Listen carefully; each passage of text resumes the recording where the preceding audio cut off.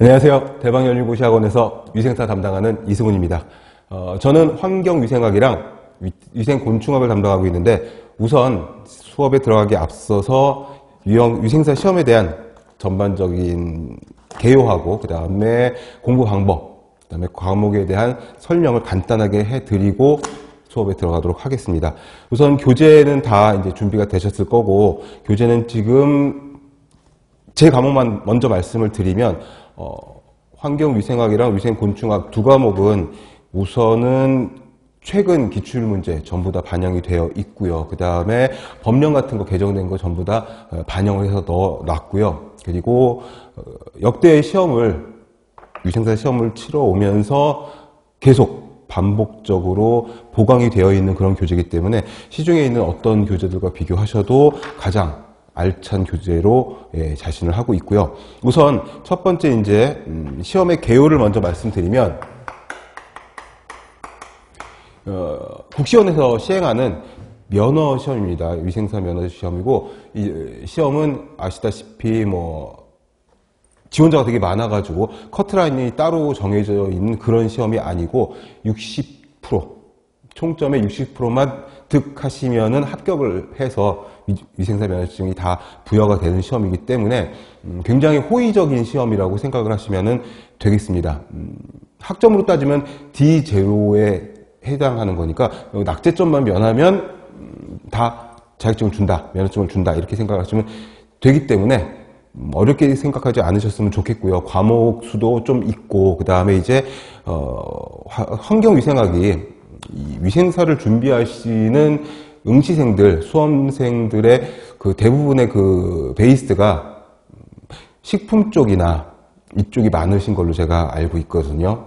그리고 환경 쪽을 전공을 하셨다고 하더라도 제가 환경보건학과에서 이제 20년 가까이 겸임교수로 학생들을 가르쳤는데, 환경을 전공했다고 하더라도 환경보건학이 또 익숙한 과목들이 또 아니에요. 그러다 보니까 새로운 용어들, 환경보건학에서 나오는 낯선 용어들, 익숙지 않은 용어들, 이런 용어들이 굉장히 공부하는데 걸림돌이 되는 그런 부분이 있거든요. 그래서 일단 용어에 대한 개념, 이거를 충분히 반복해서 설명을 해드리고, 이 용어들이 거의 다 한자예요. 거의 다 그렇죠. 영어로 된 용어도 있지만 거의 다 대부분이 한자 용어이기 때문에 용어에 대한 정의, 뜻, 그 개념을 알고 계시면은 공부가 굉장히 쉬워지거든요. 그러니까 환경위생학을 식품 전공자나 환경 전공자나 할 거 없이 환경보건학이 어렵다고 생각되는 건 첫 번째는 용어고요. 두 번째는 범위예요. 이게 재밌는 게, 환경은 아시다시피 수질도 있고 대기도 있고 토양도 있고 폐기물도 있고 소음, 악취해, 빛공해, 전반적인 삼라만상, 이 지구상에 있는 전부 다가 환경이고, 거기다가 보건이 같이 겸비가 되니까 범위가 굉장히 넓거든요. 그래서 범위를 보고선 이거 내가 배워보지 않은 부분인데, 처음 보는 용어들인데 하는 부분이 공부할 때 굉장히 어려운 부분으로 다가올 건데, 저는 이제 범위하고 용어를 굉장히 한정적으로 알기 쉽게 편하게 설명을 해 드리려고 해요. 그리고 말씀드렸다시피 60%, 그러니까 과락이 있어서 과목당 40% 이상 득점을 해야 되고, 그 다음에 전체적으로는 60% 이상 득점을 해야 되는데, 결론부터 말씀드리면 과락으로 떨어지는 경우는 정말 1%도 안 돼요. 제가 통계를 찾아보니까, 국시원 들어가면 다 자료가 있거든요. 통계를 찾아보니까 과락으로 떨어지는 경우는 잘 없고, 거의 대부분이 이제 총점에서 60%를 맞지 못해가지고 떨어지는 경우들이 대부분인데, 공부하는 요령이 있습니다. 60% 이상을 여유 있게 득점하시기 위해서는 일단 절대로 내가 이 부분은 안 된다 하는 부분들은 과감히 버리셔도 괜찮아요. 시험이, 거의 모든 시험이 다 그렇지만, 시험 문제가 100문제가 나온다고 해서 100문제가 전부 다 100% 어려운 난이도가 있는 문제들은 아니거든요. 100문제다 싶으면은 그 중에서 2, 30문제는 정말 문제만 딱 봐도 답이 툭툭툭 튀어나오는 이런 난이도 하의 문제들이 있고, 그 다음에 이제 중요하고 꼭 나와야 되는 그런 부분들 3, 40문제 있을 거고, 그 다음에 정말 어렵다 싶은 이걸 나보고 풀으라고 낸 문제 하는 것들은 정말 100문제 중에 퍼센티지로 따지면 진짜 10%도 안 돼요. 그러면 정말 어렵고 내가 익숙하지 않은 부분이어서 절대로 뭐 이해도 안 되고 외워지지도 않는 그런 부분들은 과감하게 패스하셔도 총점 60점을 아주 여유있게 넘어서는 거는 문제가 하나도 없다. 그렇기 때문에 일단 어느 부분을 꼭 암기를 해야 되는지, 암기해야 되는 수치들이 있어요. 숫자. 근데 이거 제 과목이 지금 위생사 시험에서 비중이 가장 크거든요. 환경위생학이랑 위생곤충학이 문항수도 제일 많고 실기시험까지 같이 들어가 있는 과목이어서, 그런데 반드시 외워야 되는 숫자들이 있어요. 그런데 이 부분은 다 합쳐봐야 뭐 100개도 안 돼요. 100개가 뭐야? 50개, 30개도 안 돼요. 몇 개 되지가 않으니까 수치, 요거는 꼭 나올 수치니까 요 부분은 외워두시라 하는 부분만 딱 집어서 알려드릴 거고, 그 다음에 이제 계산 문제가 있어요. 계산. 저도 수학을 거의 수학이 산수부터 포기한 사람이어서 전 수업 시간에 그러거든요. 숫자에 내가 좀 장애가 있다.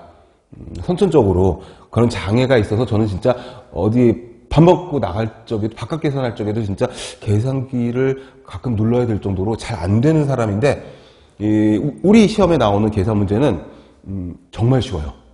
저같이 숫자에 장애가 있는 사람도 풀 수 있을 정도로 쉬운 계산 문제가 나와요. 그렇기 때문에 절대로 겁먹지 마시고 긴장하지 마시고, 그리고 정말 이건 안 되겠다 싶은 부분은 계산 문제 100문제 치면 100문제에서 한두 문제 나올까 말까요. 두세 문제 정도면 진짜 많이 나온 거예요. 그러니까 그런 부분들도 염두에 두시고 감안하셔가지고 공부하시면 좋겠습니다.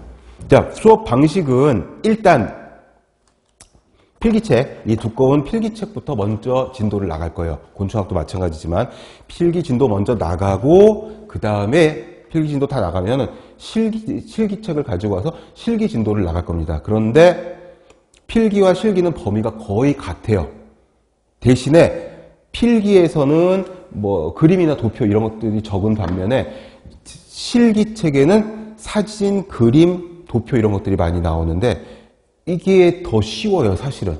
그림이나 사진 문제들은 글자보다 훨씬 두뇌 각인이 잘 되기 때문에 봤던 그림이나 봤던 사진 나오면 바로바로 답이 나오는 그런 부분이 있기 때문에 일단 필기책에서 이론을, 개념, 정의 이런 것들을 다 숙지하시고 그림이나 사진을 같이 보시면 이제 실기책에서는 진도도 되게 빠르게 나가고, 아 이게 그거였어?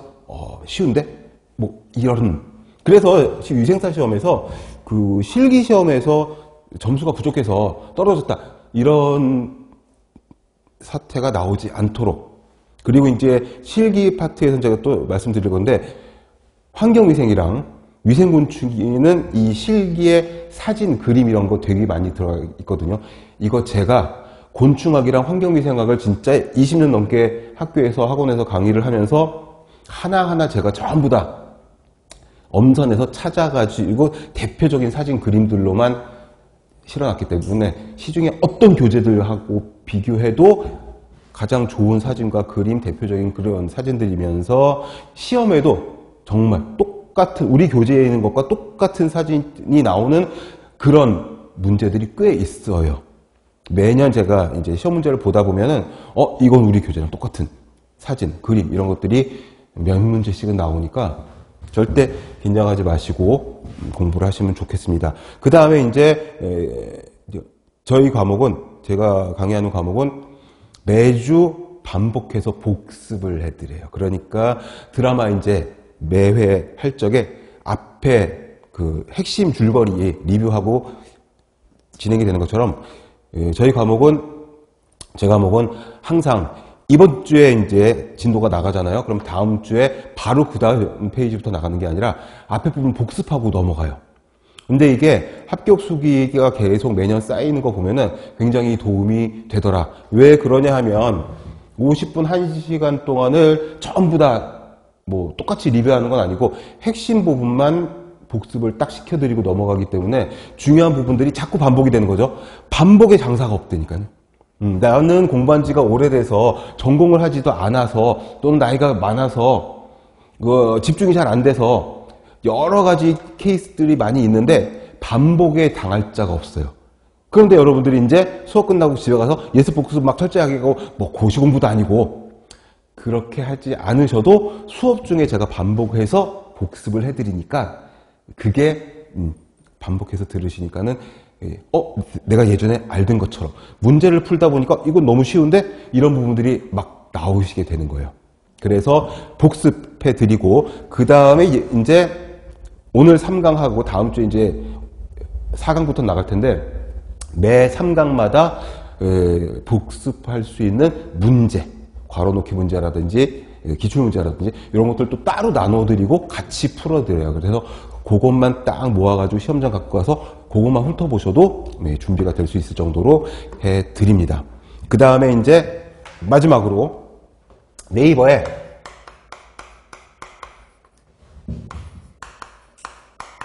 영양만점, 위생만점 카페가 있어요. 이렇게 딱 치시면 나오는데 가입하시고 바로 이제 게시물을 읽으시고 질문글을 올리실 수가 있는데 이 카페를 들어가시면은 이제 질문방이 있거든요.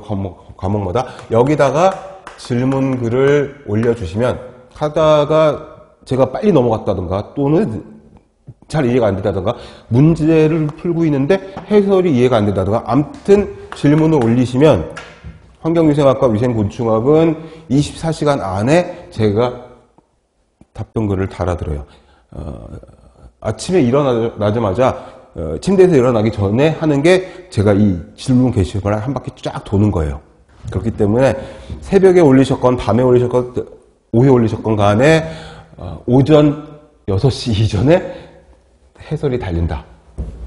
알아두시고 진도는 처음에는 굉장히 천천히 나가게 돼서 이거 너무 느린 거 아니야? 하실 수가 있는데 이거 용어 설명 때문에 그런데 이게 반복되다 보면 뒤에 가서는 문장을 읽으면 책을 읽으면 문제를 풀면은 빨리빨리 이해가 되시는 그런 마법을 경험을 하실 수가 있을 겁니다. 제가 식품 전공 그다음에 환경 전공 이쪽 학교에서 진짜 수업을 많이 해서 여러분들의 이제 눈높이 딱 맞춰가지고 쉽게 설명을 해 드릴 테니까 수업만 잘 따라오시면 크게 막 되게 막 필기를 된다거나 암기할 게 되게 많다거나 이런 거 없이 수업을 쫙 쫓아오시다 보면은 나중에는 이제 아주 고득점으로 여유 있게 긴장하지 않고 시험을 보시고 합격을 하실 수가 있을 겁니다. 자, 수업에 들어가도록 할게요. 이제 교재 258페이지가 환경위생학 첫 장입니다. 258페이지 보시면은 환경위생과 대기 해가지고 이제 환경에 대한 전반적인 내용 들어갈 때 이 대기가 이제 나와요. 대기는 공기죠, 공기. 자, 우리가 공기를 보기 전에 먼저 환경위생의 개념이 나오는데 여기서 한 문제 정도 나올 수가 있어요. 일단 환경위생, 환경보건 같은 말인데 위생의 정의가 일단 나와 있는데 위생의 정의는 질병의 전염 환은 동그라미란 뜻이죠. 동그라미가 환입니다. 환. 질병의 전염 환이 뭐냐 하면 딱 그거죠.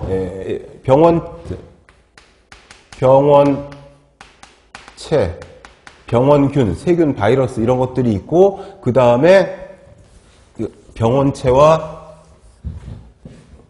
사람, 병에 걸리는 사람이 있는데 이 병원체는 저기 어디 우간다에 있고 사람은 여기 영등포에 있으면은 걸리지 않죠. 이 둘을 연결시켜주는 환경. 이게 전염환이에요.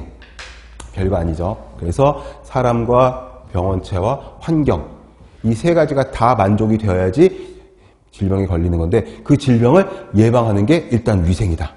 어떻게 예방할 수 있냐? 얘를 없애도 안 걸리겠죠. 또는 병원체는 있는데 환경이 연결이 안 돼도 병에 안 걸리겠죠. 그러니까 셋 중에 하나. 사람이 없어도, 사람이 없는데 병에 어떻게 걸려? 그러니까 이 전염환을 끊어내는 거예요. 그게 질병의 예방이다. 환경위생의 정의를 WHO, 세계보건기구에서 또 정의를 내렸어요. 핵심 키워드는 딱 그거예요. 모든 요소를 통제하는 거. 두 번째 줄에 있는 거. 그죠? 병원체, 숙주, 사람, 그 다음에 환경. 이 요소들을 통제하면 그게 환경위생이다. 어렵지 않으니까 요런 문제가 혹시 나온다면 잘 읽어보시고 당연한 거, 바람직한 거, 옳은 거 고르시면 되겠고, 환경의 분류, 여기서부터가 이제 출제될 확률이 조금 높은데, 자, 환경은 자연적 환경과 사회적 환경으로 나뉘는데, 심지어는 이런 문제를 내기도 해요. 다음 보기 중 사회적 환경에 속하지 않는 것은 1번 인지적 환경, 2번 산업시설, 3번 문화사회적 환경, 4번 동물, 식물, 뭐 이런 식으로. 너무 쉽잖아요. 구분만 잘 하시면 됩니다. 그래서 자연적 환경에는 진짜 물리적인 것과 생물학적인 것, 사회적 환경은, 사회라고 하는 건 별거 아닙니다. 사회는 사람과 사람이 모여있는 게 사회입니다. 그래서 지역사회, 학교, 직장, 동아리, 이런 사람이 모여있는 곳이 사회니까, 사회적 환경은 사람과 관련 있는 거 찾으시면 돼요. 그러니까 의복이라든지 식생활, 주택, 문화, 사회, 정치, 경제, 이런 것들 전부 다 물리적인 자연환경 이런 게 아니라 사회적인 환경인 거죠. 그 말뜻만 잘 구분하시면 어렵지 않은 문제. 사회는 그것만 생각하시면 돼요. 사람 사이의 모임이다. 사람과 관련된 거다. 그리고 문화라든지 제도라든지 정치라든지 이런 것들. 자, 밑에 있는 공기로 들어가 보겠습니다. 공기는 공기에 조성해놓고 기출 마크가 들어있는데 매년 한 문제씩 나와요. 그러니까 자주 나오는 거고, 나왔다면 쉬운 문제예요. 자, 우리 공기, 대기가 이제 공기인데, 우리를 둘러싸고 있는 이 공기의 조성, 어떤 성분으로 이루어져 있느냐라고 해서 가장 많은 건 질소죠. 아시다시피 질소가 한 80% 되고 산소가 20% 정도 되고, 나머지는 아주 적어서 이산화탄소는 0.03%. 요거는 체크를 하셔야 돼. 이게 나온 적이 있어요. 이산화탄소는 대기 중에 0.03%. 근데 0.03%가 자주 나오니까 작년에는 아르곤이 나왔어요. 아르곤은 0.93, 그러니까 1%가 채 안 되는 거죠. 문제가 그렇게 나왔어요. 바로 작년 시험에, 가장 최근 시험에 대기 중에 1% 정도 함유되어 있으며 거기서 아르곤을 딱 찍으시면 돼요. 왜? 질소랑 산소랑 이산화탄소는 다 80%, 20%, 0.03% 이거니까. 그래서 그거 0.03과 0.93, 0.93 디테일하게 안 외우셔도 되는 게 1% 미만, 이렇게 시험에 나왔거든요. 그 다음에 이제 흡기와 호기가 있는데, 이 파트에서 정말 어렵게 나온다면 흡기는 다른 말로 들숨입니다. 들숨. 시험에는 이렇게 나와요. 우리말로 흡기는 들숨이고, 호기는 내뱉는 거, 날숨이에요. 날숨. 들숨은 들이마시는 거, 날숨은 내뱉는 건데, 들어갈 때는 대기 중에 있는 질소와 산소가 8:2 정도로 들어가겠죠. 근데 내뱉을 쪽에 바뀌어요. 왜? 우리 폐에서 산소와 이산화탄소를 교환을 해가지고 산소는 세포 안으로 보내고 이산화탄소는 내뱉으니까, 거기 보세요. 질소는 그대로예요. 78 들어갔는데 78 나왔잖아요. 질소 우리 몸에 쓰지 않으니까. 근데 산소는 21 정도가 들어갔는데 17 정도가 나와요. 그럼 뭐야? 한 4 정도는 우리 몸에서 썼다는 거죠. 4% 정도는. 이산탄소는 들어갈 때 0.03, 대기 중에 있는 0.03이 들어갔는데 나올 때는 4%가 나와. 우리가 에너지를 만들고, 물과 이산화탄소와 에너지를 만들고 그 버려진 이산화탄소가 날숨으로 나오니까. 그래서 요거는 체크를 하셔야 돼요. 그래서 들숨과 날숨이 어떻게 써야 되나? 산소하고 이산화탄소가 들이마실 적에는 20일 정도, 나올 적에는 17%. 그렇죠. CO2는 0.03이 들어갔는데 나올 적에는 4% 정도. 이런 식으로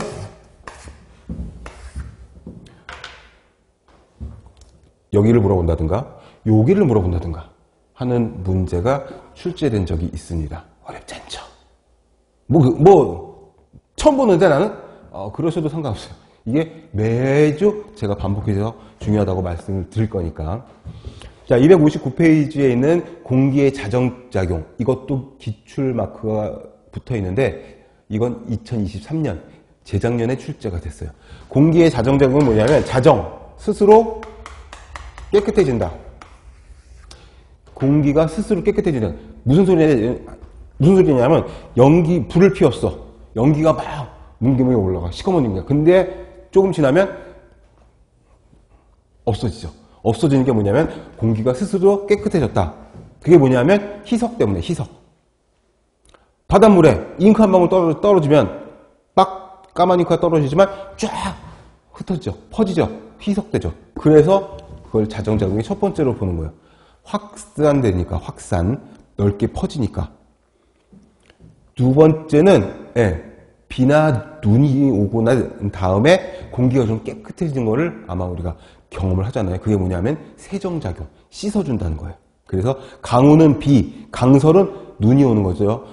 비나 눈이 수분이 쫙 하늘에서 떨어지면서 이 공기 중에 있는 먼지나 가스, 독가스 이런 것들을 다 흡착시켜가지고 바닥으로 떨어지는 거예요. 물론 바닥은 더러워지겠지만 대기는, 공기는 깨끗해진다. 자정작용. 그게 세정, 씻어준다. 세 번째는 공기 중에 질소, 산소, 이산화탄소 여러 가지가 있지만 그 중에 이제 산소, 그 다음에 오존이 있죠. 산소 원자 3개가 붙은 게 오존인데 얘가 강력한 산화제여서 고무 제품 같은 것들을 막 부식시키고 망가뜨리고 또 교재 나와 있다시피 과산화수소 이런 것들도 공기 중에 일부 많진 않지만 섞여 있어가지고 얘네들이 강력한 산화작용으로 공기를 깨끗하게 만들어줘요. 전에 보니까 세상에 이런 일인가? 풀어보니까 주방에서 일하시는 분들이 고무장갑을 다 쓰고 널어놓고서는 퇴근을 했는데 다음날 아침에 와보니까 고무장갑이 막 다 해져 있는 거예요. 이게 누가 그런 거냐? 봤더니 주방에 얘가 발생이 많이 되는 어떤 장치가 있어가지고 얘가 고무를 산화시켜가지고 근데 그게 작년에 시험에 나왔어요.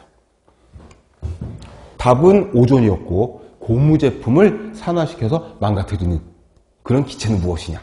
쉽잖아요. 지금 처음 들으셨어도 이거 계속 반복해서 제가 계속 리뷰하면서 반복을 해서 설명을 해드릴 거니까 나중에는 산화작용 오존인데 이렇게 자연스럽게 나오실 거예요. 그 다음에 이제 자외선이 있죠. 자외선은 UV라고 해요. 울트라 바이올렛의 약자인데 바이올렛이 보라색이라는 뜻이잖아요. 보라색 바깥쪽이다. 그래서 자외선이라는 말을 써요. 이 자외선은 아시다시피 살균작용을 하는데 이것도 다 아시는 내용이에요. 그렇죠? 우리가 예전에 요즘도 그러신 분이 있겠지만 행주나 도마를 깨끗하게 씻고 빨아서 일광 소독을 하죠. 요즘은 미세먼지 많으니까 어떨지 모르겠는데 햇빛에 널어 말리면 소독이 돼요. 그게 자외선의 살균작용이에요. 그러니까 공기 중에 병원균이나 이런 게 있으면 자외선에 의해서 살균되는 것도 공기의 자정작용이다. 거기 하나만 필기를 해주세요. 어떤 자외선 265, 이 숫자는 알아두시면 좋아요. 265 나노미터 전후의 자외선의 파장이 소독력이 가장 크다. 첫 시간이니까 햇빛이 쨍쨍쨍쨍 네를 째면은 햇빛에 포함되어 있는 게 가시광선이 있고요. 그 다음에 적외선이 있고요. 그 다음에 자외선이 있어요. 얘는 눈에 보이지 않고 얘가 보이는 그 가시, 눈에 보이는 광선이다. 이 가시광선 우리 알다시피 빨주노초 파남보 무지개, 보남파초 노주빨. 이 보라색 바깥쪽이어서 자외선, 빨간색 바깥쪽이어서 인프라레드 IR. 이건 적외선. 이게 파장에 숫자가 있어요. 가시광선이 보통 400에서 780 나노미터 사이를 가시광선, 우리 눈에 보이는 광선이라고 하고, 자외선은 400부터 10까지예요. 그 다음에 780 이상은 적외선 쪽인데, 적외선은 다른 말로 열선이라고도 불러요. 왜? 얘는 뜨거워. 햇빛이 뜨거운 건 가시광선이나 자외선 때문이 아니라 적외선 때문이에요. 그래서 한의원 이런 데 가면 적외선 온열 치료기. 따뜻해. 빛이 나오는 적외선을 쪼이면은 우리가 열을 받는. 그러니까 햇빛이 뜨거워. 자외선 때문에 더워 죽겠어. 이거는 틀린 말이죠. 가시광선 때문에 뜨거워 죽겠어. 더워 죽겠어. 아니야. 적외선 때문에 더운 겁니다. 이제 배웠으니까 이제 누가 자외선을 차단해야지 시원해. 이건 거짓말. 틀린 말. 적외선을 차단해야지 시원한 겁니다. 그래서 요 숫자들이 지금 265, 그러니까 265 나노미터가 이 사이에 속하잖아요. 자외선이 살균작용이 있는데 다 100% 살균을 작용하는 게 아니라 특히 265 나노미터 사이에 파장을 가지고 있는 자외선이 보다 살균력이 가장 크다. 살균력이 가장 크다. 일단 그리고 나노미터라는 단위가 나왔는데 나노미터는 1나노미터는 10의 마이너스 9승 미터예요. 그러니까 0.0000009승 미터가 1나노미터. 그러니까 굉장히 작은 숫자죠. 나노라고 있는데 나노는 어디서 나온 말이냐면은 노나 나인 어원이 같아요. 나인 10의 마이너스 9승 미터. 그리고 참고로 또 하나 나노미터가 나왔으니까 이 A자 대문자 위에 동그라미가 붙어있는 옹스트롱이라고 하는 단위가 있어요. 옹스트롱. 연세가 많으신 선생님들은 옹그스트롱 이렇게 되어 있는데 1옹스트롱은 10의 마이너스 10승 미터예요. 그러니까 나노미터의 10분의 1이 옹스트롱이죠. 옹스트롱. 이 말씀을 왜 드리냐면 10에서 400 사이가 자외선의 파장인데 이거는 100 옹스트롱에서 4000 옹스트롱 이렇게 해도 맞잖아요. 단위를 살짝 바꿔가지고 문제를 내기도 한다니까. 그러니까 적외선의 파장은 780 나노미터인데 얘는 곧 7800 옹스트롱이랑 같은 거죠. 그러니까 이런 문제가 나올 수 있어요. 쉬운 문제인데 단위를 모르면 틀릴 수 있어요. 자, 살균력이 가장 큰 자외선의 파장은 해놓고 265 옹스트롱 이래버리면 틀린 보기가 되는 거죠. 2650 옹스트롱 이래야지 맞는 거죠.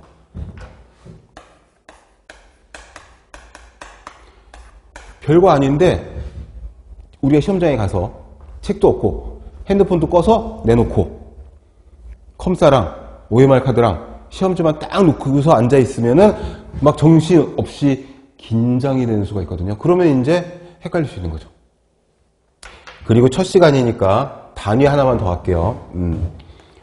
밀리그램 퍼 리터라는 단위가 있어요. 이게 농도 단위거든요. 1리터 안에 몇 밀리그램 들어있냐 이 뜻인데 이게 ppm이라고 하는 파트 퍼 밀리언이라고 하는 단위와 같이 써요. 같은 단위예요. 농도 단위. 그래서 이것도 같이 알아두시면 도움이 되시겠다. 그러니까 어떤 문제에서는 ppm으로 문제를 낼 수도 있고 어떤 문제에서는 밀리그램 퍼 리터로 낼 수가 있는데 같은 단위다. 그 다음에 5번에 있는 교환작용. 교환작용은 녹색 식물은 광합성을 하잖아. 광합성을 하면서 산소를 만들어내고 이산화탄소를 소비하죠. 그러면 사람의 입장에서 보면은 공기 중에 이산화탄소가 적어지고 산소가 많아지는 걸 우리에게 좋은 거잖아.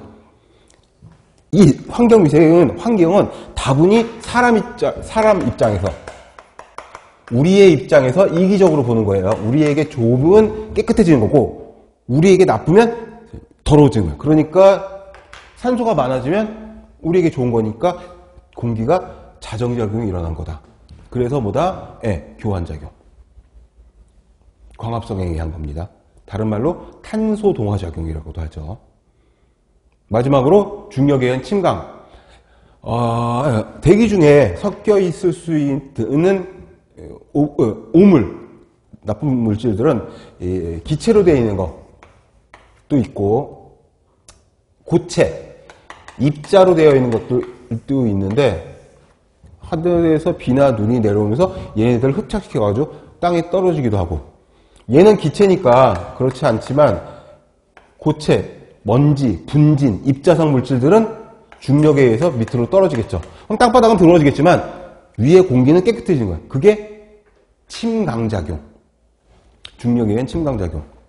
그래서 공기의 자정작용 1번부터 6번까지 요거는 자주 나와요. 거의 매년 나와요. 작년에만 안 나왔고 거의 매년 나와요. 쉬운 문제니까 일단 공기의 희석작용, 그 다음에 오존이나 산소나 과산화수소에 의한, 과산화수소는 아시다시피 소독약으로도 쓰는 거니까 얘네들에 의한 살균작용, 산화작용, 그 다음에 자외선에 의한 살균작용, 그 다음에 이산화탄소와 산소의 교환작용, 침강작용. 앞에 중력에 의한 탄소 동화작용에 의한 자외선에 이것도 같이 원리도 같이 알아두시면 되게 좋겠고, 용어가 나왔으니까 하나만 더 하자면 여기 지금 보시면은 중력에 의한 침강, 가라앉는다는 뜻이죠. 침전도 있어요. 둘 다 가라앉는 거야. 섞어서 써도 상관은 없어요. 근데 혹시라도 요걸 디테일하게 물어보면 침강은 공기 중에서 가라앉는 걸 보통 침강이라고 하고, 침전은 액체 중에서 가라앉는 걸 침전이라고 하니까 요것도 시간 날 때 구분을 해 두시면 문제를 푸실 적에 도움이 아마 되실 거예요. 공기의 자정작용, 지금 수업 시작하고 32분 만에 가장 중요한 거 나왔고요. 그 다음에 산소, 질소, 이산화탄소 이런 식으로 공기의 성분들을 하나씩 볼 겁니다. 산소는 아시다시피 우리가 살아나가기 위해서, 에너지를 발생시키기 위해서 가장 중요한 건데, 거기 보시면은 호흡 시 산소 소비량, 아까 들숨과 날숨의 차이가 한 4에서 5% 정도 났으니까 그 내용이고, 정상석인이 하루에 필요한 공기, 산소가 아니고 공기예요. 13kl. 킬로는 1000단위니까 13,000리터 이렇게 써도 맞습니다.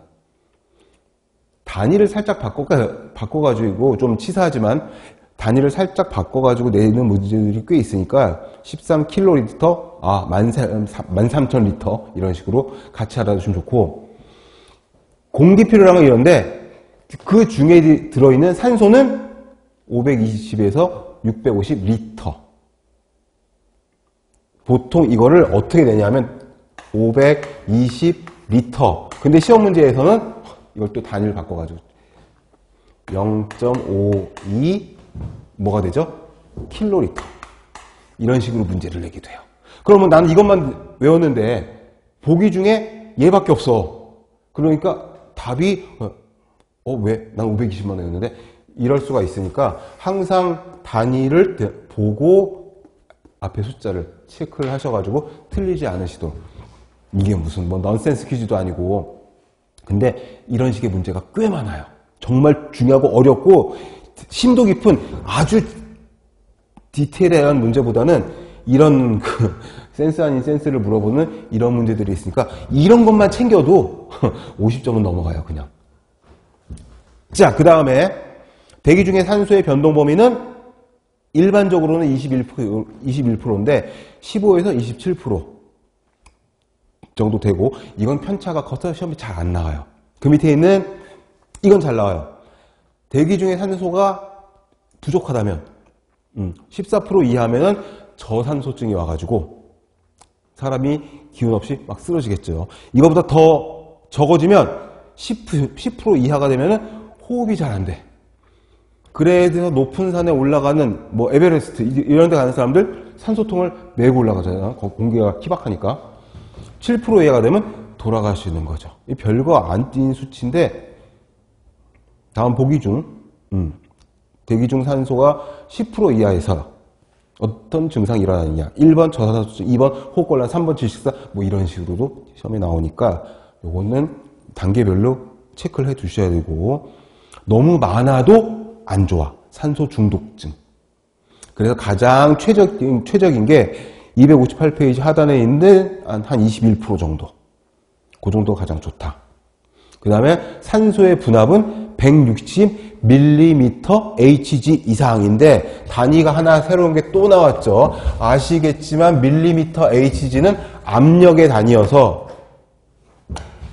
밀리미터 Hg는 수은이거든요. 수은 기둥의 높이를 말하는 거예요. 그래서 보통 760mm Hg가 1기압이라고 하고 우리가 현재 살고 있는 이 평지가 1기압이에요. 이건 다른 표현으로 1atm으로 쓰기도 해요. 시험 문제에 어떤 단위가 나올지 모르니까. 또는 얘는 760 TORR 토르라고도 써요. 왜? 토리첼리라고 하는 이탈리아 학자가 이 기압에 대한 정의를 최초에 만들어서 자기 이름을 슬쩍 붙여놓은 거죠. 근데 가장 대중적으로는 이걸 많이 쓰는데 이게 뭐냐면 큰 다라이에다가 대야야 다라이야 여기다가 수은을 가득 채우고 수은은 액체 금속이니까 수은을 가득 채우고 1m짜리 시험관을 담갔다가 거꾸로 딱 수직으로 세운 거예요. 그랬더니 공기가 누르는 힘이 있을 거 아니에요. 그것 때문에 지금 그림이 진공 상태에서 딱 시험관을 올리니까 수은 기둥이 이렇게 되면서 요만큼 공기가 찼다는 거예요. 아, 공기가 찬 게 아니라 수은이 무거우니까 내려가면서 이만큼 빈 공간이 생긴 건데 이 높이가 760mm의 수은 기둥이다. 그래서 이게 1기압의 정의인데 이거는 다 잊어버린다고 하더라도 대기의 압력은 기본적으로 760mm Hg 얘를 1기압, 1atm이라고 한다. 요거를 기상에서는 1기압 활적에는 1013mB라고도 써요. 그래서 이런 문제도 나와요. 다음 보기 중 1기압에 해당되지 않는 것은 1번, 2번, 3번, 4번, 얼추당토하는 거, 다른 거 5번 해놓고 오지선다니까 우리. 그럼 얘가 정답이 되는 거죠. 쉽죠? 어렵지가 않습니다. 아주 기초적인 것만 나와요. 그러니까 환경, 위생 이쪽으로 깊게 들어가면 되게 어려운데 굉장히 얕은 지식이 나와요. 기본에 충실한, 기본이 되어 있느냐, 용어의 정의를 잘 알고 있느냐 이런 걸 물어봅니다. 너무 많으면 산소 농도가 너무 많아도 안 좋다. 왜? 어떻게 되냐? 폐부종, 충혈, 호흡 억제, 폐출혈, 흉통, 가슴이 아픈 거죠? 서맥, 맥박이 서서히 뛰는 거예요. 이런 증상이 나타났어. 자, 다음 보기 중 폐부종, 충혈, 호흡 억제, 폐출혈을 동반하는 환경은 고농도 산소 시에 그런 거가 정답이 되겠죠. 그래서 이론을 보시면서 어떤 식의 문제가 출제가 되었고 출제가 될 가능성이 높은지 계속 말씀을 드릴 테니까 이렇게 봐야 되는구나, 이 부분을. 그 다음에 4번의 질소가 산소보다 출제가 더 많이 됐었어요. 왜 그러냐 하면, 왜 그런 거 하니, 질소는 대기 중에 가장 많은 부분, 약 80% 정도를, 이게 뭐 팔자가 이래. 약 80% 정도를 차지하는데, 이 질소는 N2라고 쓰죠. 근데 우리 몸에서 사용되는 기체가 아니잖아요. 그래서 80 들이마셨다가 80 그냥 나오는데, 예를 들어서 우리가 수심 깊은 곳에서 일을 한다거나 하면은, 예를 들어서 여기가 해수면이고 잠수부야. 그래서 한 20m 정도 내려가 가지고 여기서 잠수 작업을 내가 이제 하고 있는데, 여기서도 산소통을 메고서 이제 공기를 흡입을 할 거 아니겠어요? 그런데 얘가 숨을 쉬면 들어가겠죠. 도로 나오는데 수심 20m면 여기가 압력이 되게 세단 말이죠. 여기는 1기압인데 수심 20m면은 몇 기압이냐면 우리가 3기압의 압력을 받고 있어요. 이거 시험 문제 나왔어요. 너무 쉽지. 이게 10m 내려갈 때마다 1기압씩 올라가요. 그러면은 잠수부가 수심 30m에서 작업을 하고 있다. 잠수부가 받는 압력은, 이런 문제가 나와요. 자주 나와요, 심지어는. 이거 공무원 시험에도 나와요. 근데 산수죠. 여기가 1기압이니까 10m 내려갈 때마다 1기압씩 플러스가 되는 거니까 수심 30m면 3기압이 아니라 4기압을 받고 있는 거죠. 1 더하기 3이니까. 너무 쉽잖아. 근데 이런 문제가 나와요. 그러면 웃으면서 푸는 거죠. 마킹 실수하지 말아야지, 이러면서. 마킹 하다가 삑사리 내면 안 되니까.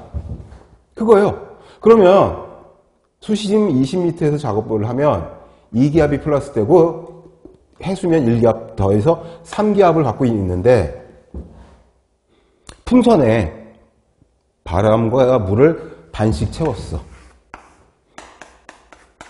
풍선 우리가 꽉 누르면 여기 있는 공기가 물속으로 막 녹아 들어가려고 할 거예요. 압력을 받으면. 인체가 받는 게 똑같아요.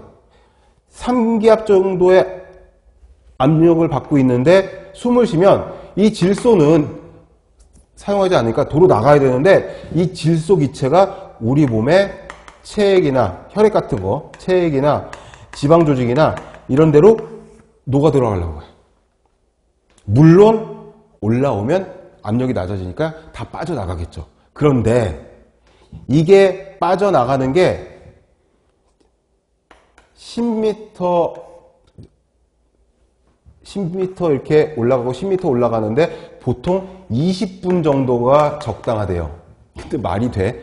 잠수부들 아니면 해녀 할머니들, 해녀 아줌마도 없고 거의 할머니지던데, 이분들이 쫙 깊은 바다에서 전복 타고 올라갈 때 10m 20분? 그럼 20m면 40분 동안 말도 안 되죠. 쫙 올라가잖아요. 1분도 안 걸리죠.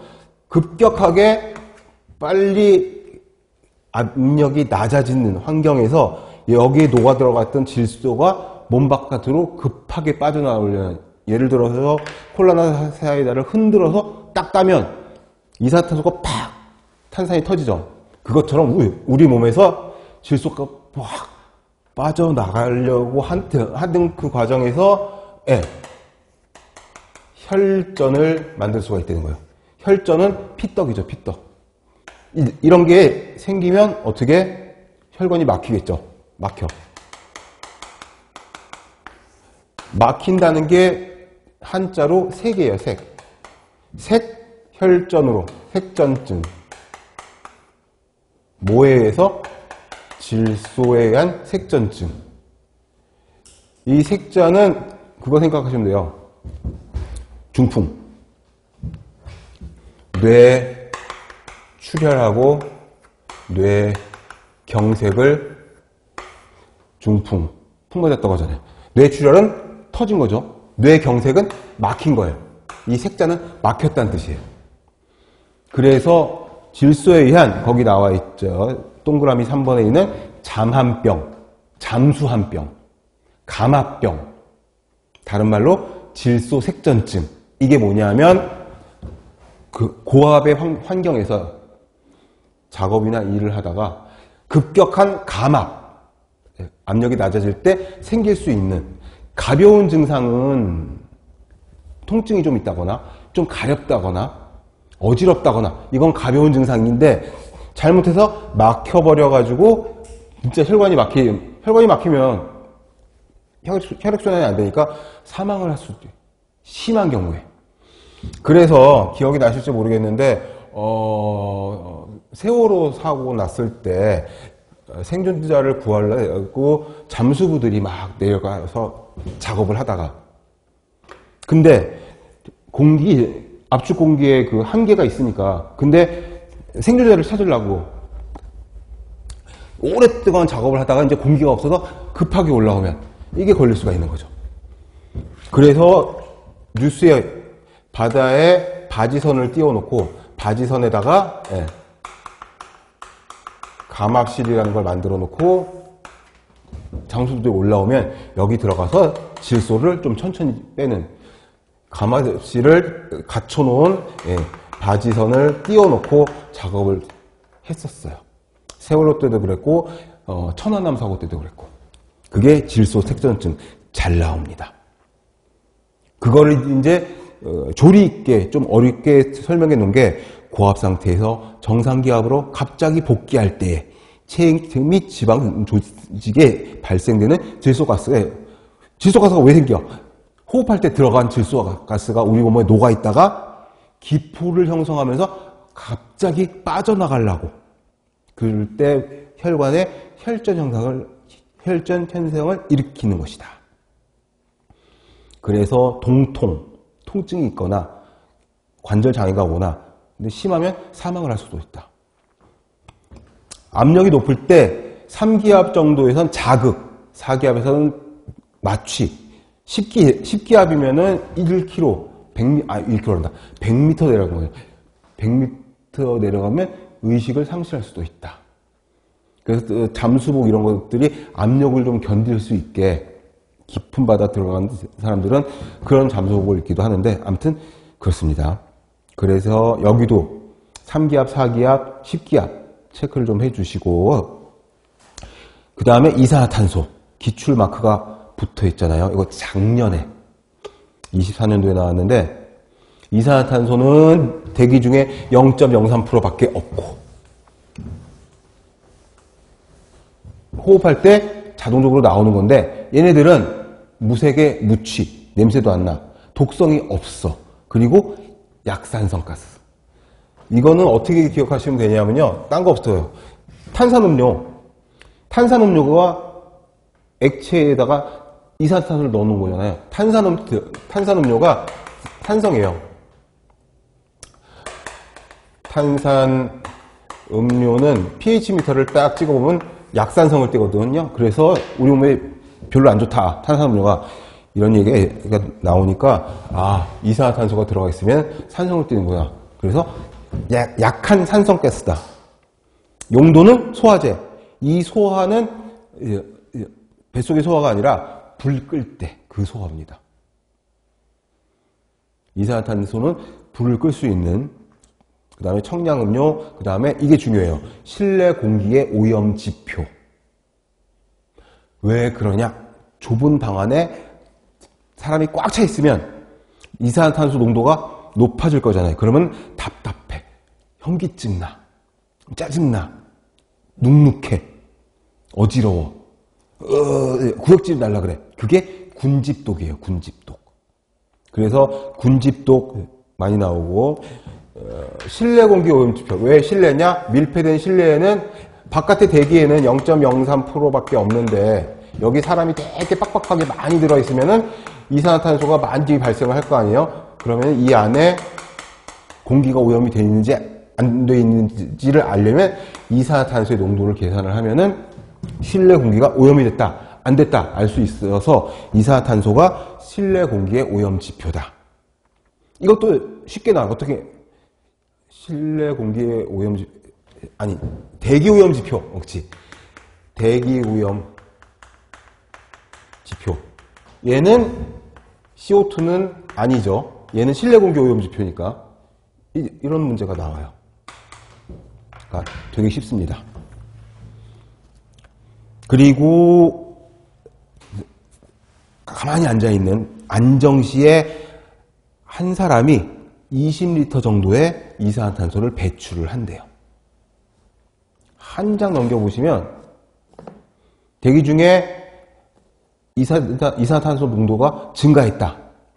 그러면 얘네들은 이산화탄소는 온실 효과, 지구온난화 이거를 일으키는 온실가스가 됩니다. 이산화탄소가 너무 많으면 3% 이상이면 불쾌, 5% 이상이면 호흡 촉진, 과호흡이 되는 거죠. 7% 이상이면 호흡곤란, 10% 정도만 돼도 사망. 그래서 퍼센티지별 증상을 체크를 해주시고 그 밑에 서한량. 서한량은 뭐냐면 한계. 작년에 나왔던 게 바로 여기서 나왔어요. 서한량은 설명 있죠. 어떤 경우에도 넘어서는 안 되는 한계, 경계량인데 이산화탄소의 한계는 거기 보세요. 0.1%예요.